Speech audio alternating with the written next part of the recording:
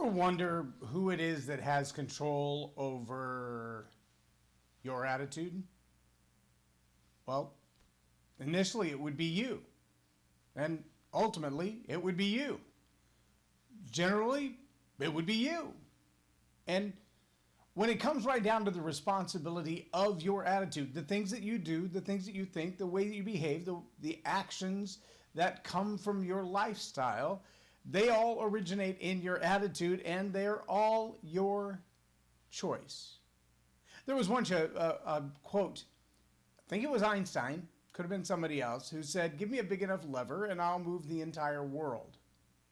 Now, you maybe have run into someone, or maybe it's you, who has an attitude big enough that you feel like it's a global problem. It's a world-sized problem. It's an enormous problem to deal with this individual's attitude. Like I said, maybe it's you.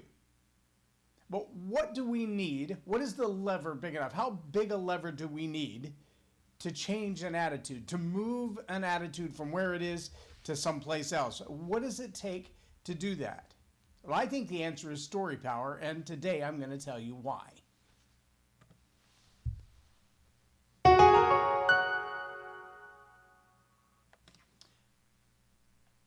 One of the things that I find in dealing with attitude is that it tends to come up from things that we've experienced in our life.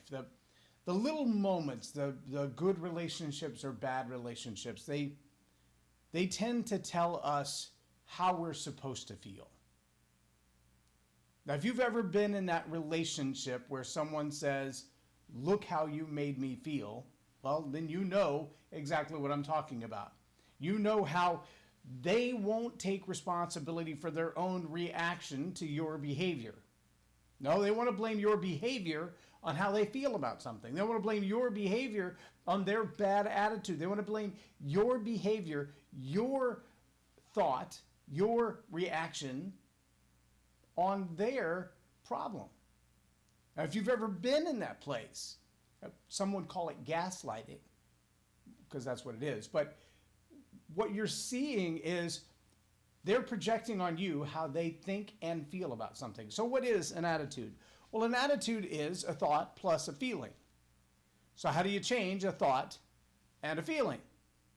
Well, you got to choose first to change a thought, or you got to choose to change the feeling, to take those feelings captive, to get them under control, to not allow yourself to emotionally overreact to something. But what I do find to be true is that when we mentally walk through the process of what's actually going on around us, when we mentally walk through the process of what we think of ourselves, or what we think of others, or what we think of a situation, and then we ask ourselves internally, with a deeper level of consciousness and awareness, how do I want to feel in this moment? Do I want to feel heartbroken? Do I look at this scenario, this moment in time, and think, oh, I should just be distraught. My whole life should be falling apart. I should be lonely. I should be depressed. I should be excited. I should be jovial. See, all of those are choices.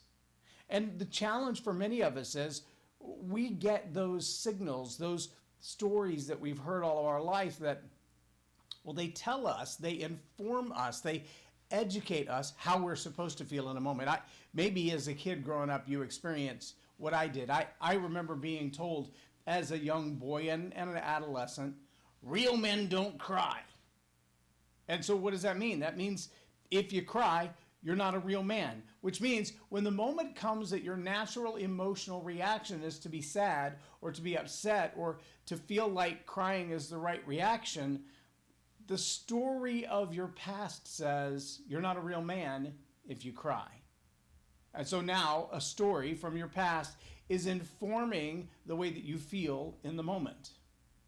Whether it's right or not, you're going to react according to that story until you change that story. If you've been in an abusive relationship and someone has told you, every time you react like that, then I'm going to react like this. If you get upset about the bank account being empty because I've been gambling or smoking or buying alcohol or buying too many toys, if you get upset about that, then your frustration, your crying over that makes me mad. And so if you don't want me to be mad, then you shouldn't react that way. That's the story that tells you how you're supposed to feel.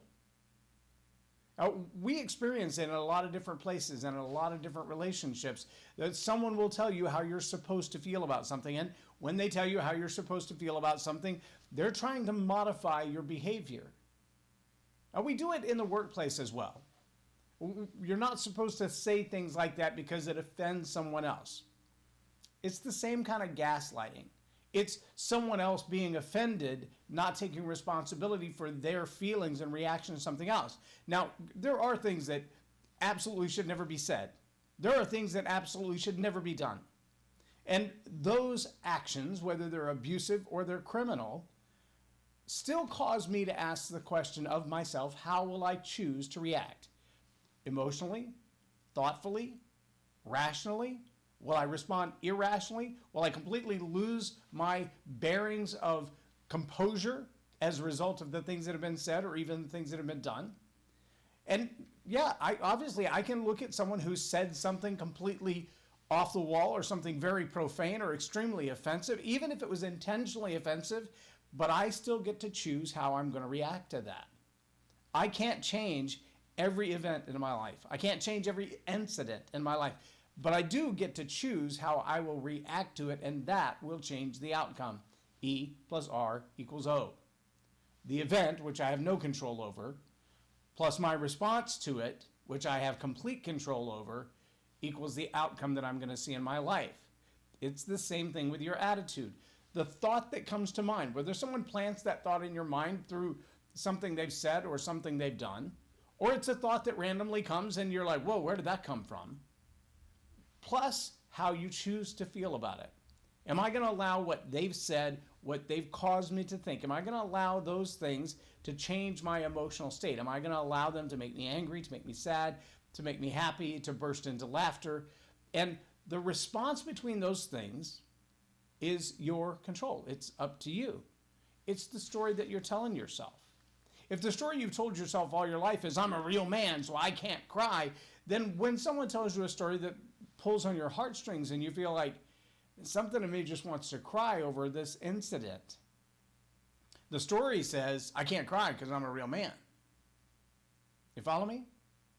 So we've heard the same thing in different aspects all of our life. If you've been in any kind of leadership, you know there are people who get that stern jaw, that they get almost angry when they're trying to keep from crying. Why? Because something in their emotional set tells them it's foolish for me to cry. I can't cry at work. Women should never cry at work. We've probably heard that more than a dozen times in our lives, right? Real men don't cry. Women shouldn't cry at work. Don't show your emotions at work. These are the kinds of things that you see all over social media in conversations every day. And there's stories that inform us on how we're supposed to feel about a particular incident. You hear it even in the media. They'll say, this should make you very angry. This should cause you to react this way. They're trying to set you up to make sure that they have control of your emotions, or at least can influence your emotions. So I asked early on, who controls your attitude? Well, you do. Ultimately, you do. Generally, you do. Specifically, you do. However, your attitude is also directly impacted by anyone you give influence in your life. Anyone that you let speak into your life to modify the way you think, to inform the way you think, or anyone that you allow into your life to influence the way you feel about something. You may not realize it, but it's true. There are songs that you listen to, songs that you hear, songs that you love, songs that you sing. Then as you do, you think to yourself, that's such a powerful song. The lyrics themselves, just the story in the lyrics, make me want to cry. And if you allow yourself to, they will. That's influence. That's someone using the lyrics of a song, a story, to influence the way you think and the way you feel. And that means that someone is leading your attitude. That's not always a bad thing. Sometimes we need that. But leaders who learn to utilize that tool, the story that influences the way people think and feel, those leaders have the lever big enough to rule the world. The Storypower Masterclass teaches that process. But that's also why we don't teach it to everyone. Because there are people who want to use and manipulate the way you think and the way you feel to manipulate your attitude for their own gain and not for your good. And that's why I don't teach it to everybody. If you want to know as a leader where to find the lever big enough to move the world of attitude, study the Storypower Masterclass. I'm J Loren Norris with Leading Leaders Podcast for Tell It Like It Is TV. Have a blessed day.